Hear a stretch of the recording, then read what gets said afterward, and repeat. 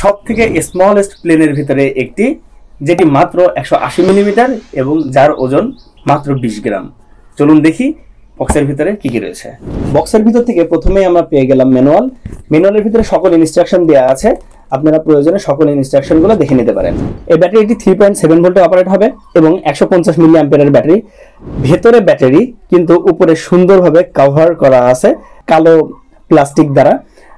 এখানে একটা পোর্টের ব্যবস্থা করা আছে যেন সুন্দরভাবে চার্জ দেওয়া যায়। আমরা চার্জ দিয়ে দেখেছি, সুন্দরভাবে এটা কাজ করে, নড়ে যাচ্ছে না বা কোনো ধরনের প্রবলেম হয়নি। সাথে আছে চার্জার, এই লাল পেন ড্রাইভের মতো দেখতে যেটা, এটিই হচ্ছে সেই চার্জার। চার্জারের এখানে পোর্ট করা আছে, আমরা এখানে সুন্দরভাবে সংযোগ দিতে পারবো। সংযোগ দেওয়া হয়ে গেলে আমরা যে কোনো ইউএসবিতে এটা কানেক্ট করলেই চার্জ হওয়া শুরু হবে এবং লাল আলো জ্বলে। ইউএসবিতে যখন লাল আলো জ্বলবে তখন আমরা ভাববো যে হ্যাঁ ব্যাটারিতে চার্জ হচ্ছে, আর যখন ফুল চার্জ হয়ে যাবে তখন অটোমেটিক এটা লাল আলোটা বন্ধ হয়ে যাবে। সাথে আমরা পাচ্ছি দুটো প্রোপেলার, এটা লেফট প্রোপেলার এবং রাইট প্রোপেলার। এখানে লেখা আছে লেফট এবং রাইট। লেফট একটা ব্ল্যাক কালার এবং রাইট একটা হোয়াইট কালার। যদিও প্লেনের সাথে দুটো প্রোপেলার অলরেডি সংযোগ দেওয়া আছে, তারপরেও এক্সট্রা এক জোড়া প্রোপেলার কোম্পানি থেকে প্রোভাইড করছে। এবার চলে আসলাম আমাদের সেই কাঙ্ক্ষিত প্লেনটি। এই প্লেনটির ম্যাটেরিয়াল হচ্ছে ইপিপি ফোম, অরিজিনাল ইপিপি ফোমের ম্যাটেরিয়াল। যদি অরিজিনাল হয় তাহলে কোম্পানি আমাদেরকে বলছে যদি এটাকে আমি বাঁকা করি তাহলে ভাঙবে না। তো আমরা চলেন বাঁকা করে দেখি যে আসলেই ভেঙে যায় নাকি টিকে থাকতে পারে আমাদের এই ইপিপি ফোমের প্লেনটি। আমরা এই পর্যন্ত ব্যান্ড করতেছি, তারপরেও এখন পর্যন্ত কিছু হয়নি। আমরা এর আগেও ব্যান্ড করার চেষ্টা করেছি, যদিও কিছু হয়নি। কোম্পানি বলছে যদি আমি এটাকে ফেলাই দিই, বাড়ি মারি, উপর থেকে ফেলে দেই, তাহলেও এটার কিছু হবে না। আমরা অনেকবার এভাবে ফেলে দিয়েছি, যে কোনোভাবে ফেলে দিয়েছি, তারপরেও আমাদের এই প্লেনটি কিন্তু এখন পর্যন্ত সুরক্ষিতই রয়েছে। এই প্লেনটিকে অপারেট করার জন্য আমরা সুন্দর টিয়া কালারের একটা রিমোট পাচ্ছি, যা 2.4 গিগাহার্জে অপারেট হয়। যদিও এর ভিতরে যে ব্যাটারিটা দেওয়া হয়েছে ছোট রিমোটের ব্যাটারি, এই রিমোটের ব্যাটারিগুলো যদিও কোম্পানি থেকে দিচ্ছে না, এটা আমাদেরকে লোকাল দোকান থেকেই কিনে এনে সংযোগ দেওয়া লাগছে। তো 3টা ব্যাটারিতেই হয়ে যাবে। আমরা সংযুক্ত করে নিলাম এবং এখানে সুন্দর দুটো বাটন রয়েছে, একটা অন অফ, রিমোট অন অফের জন্য বাটন এবং একটা লাইটের বাটন।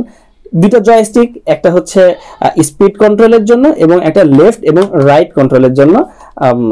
এখানে দুটো জয়স্টিক রয়েছে। এবার চলুন আমরা এই দুটোর ভিতরে পেয়ার করে দেখি যে কিভাবে সংযোগ করতে হয়। প্লেনটির সাথে ব্যাটারিটা লাগানোটা এখানে খুবই ইজি। জাস্ট এখানে আমরা চাপ দিয়েই খুব সহজে লাগিয়ে দিলাম ব্যাটারিটা। এবার চলুন অন করে দেখা যাক। এখানে চমৎকার এলইডি ব্লিঙ্ক করতেছে। রিমোটটা অন করে নেই। এবার দেখছি যে লাইট ব্লিঙ্ক করাটা অলমোস্ট থেমে গেছে। এখানে যেই স্পিড কন্ট্রোলের যে জয়স্টিকটা রয়েছে সেটাকে যদি আমরা পেছনে নিলাম এবং সাথে সাথে এটা সংযোগ হয়ে গেল। এখানে যেই লাইটের বাটনটা দেওয়া হয়েছে, লাইটের বাটনটা দিয়ে আমরা সুন্দরভাবে লাইটকে কন্ট্রোল করতে পারবো এবং স্পিডের বাটনটা দিয়ে আমরা স্পিড কন্ট্রোল করতে পারবো। লেফট এবং রাইট দুটোই সুন্দরভাবে কাজ করছে। তবে আমরা ইনডোরে তো এটাকে উড়িয়ে দেখতে পারবো না, চলুন আমরা আউটডোরে গিয়ে দেখি এটার পারফরমেন্সটা কেমন।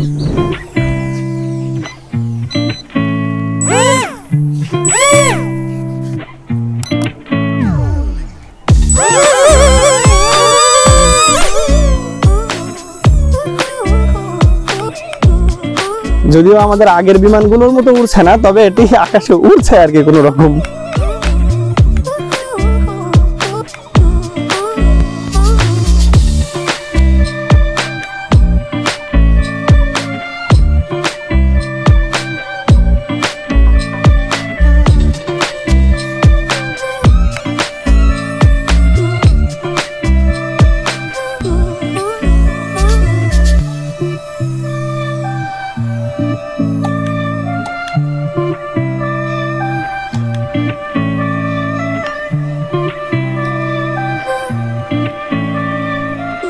এবার আমরা ইচ্ছা করে উপর থেকে ফেলে দিয়ে দেখি যে আসলে কিছু হয় কিনা।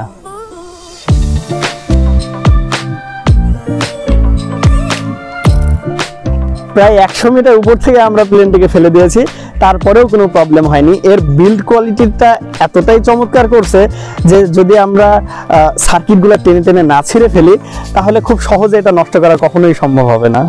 আমরা আরো চমৎকার চমৎকার কিছু প্লেন নিয়ে খুব শীঘ্রই আসছি। আপনারা যদি সেগুলো মিস করতে না চান তাহলে চ্যানেলটিকে সাবস্ক্রাইব করে আমাদের সঙ্গেই থাকুন।